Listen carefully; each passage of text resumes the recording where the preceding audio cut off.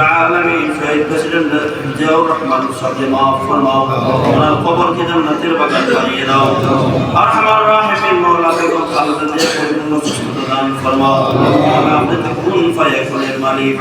রব্বুল আলামিন আপনার বান্দাদের পরিপূর্ণ সুস্থতা দান ফরমাও, সিহহাত ও আফিয়াতের জিন্দেগি নসিব ফরমাও। রব্বুল আলামিন আপনার বান্দি সুস্থ হয়ে আবার দেশের খিদমত করার তৌফিক দান ফরমাও। আরহামার রাহিমিন মাওলা আমাদের হাজির মজলিসের জান্নাত খার মা বাবা কবরের ওসিলা রব্বুল আলামিন আমাদের সমস্ত মুত্তাকিনের কবরকে জান্নাতের বাগান বানিয়ে দাও। সাল্লাল্লাহু তাআলা আলা খায়রি খালকিহি মুহাম্মদ ওয়া আলিহি ওয়া সাহবিহি আজমাইন।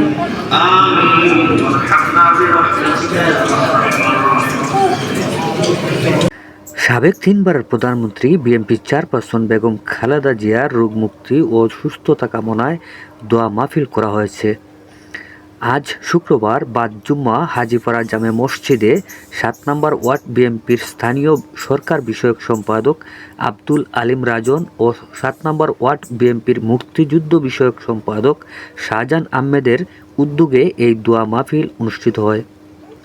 দোয়া ও মোনাজাতে উপস্থিত ছিলেন ৭ নম্বর ওয়ার্ড বিএনপির সভাপতি আব্দুল ওয়াদুদ মিলন, সাধারণ সম্পাদক এস.এম. সায়েম, মহানগর যুবদলের যুগ্ম সাধারণ সম্পাদক নাসির উদ্দিন রহিম, যুবদল নেতা জামাল আহমদ খান, জেলা যুবদলের সাধারণ সম্পাদক শাহিন আলম, মহানগর যুবদলের সাধারণ সম্পাদক আনোয়ার কাদির, সাধারণ সম্পাদক রাহাত আহমেদ টিপু, মহানগর কৃষক দলের যুগ্ম সম্পাদক পলাশ চৌধুরী।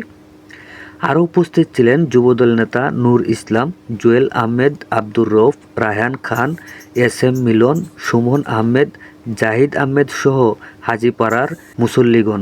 দোয়া ও মুনাজাত শেষে সিন্নি বিতরণ করা হয়।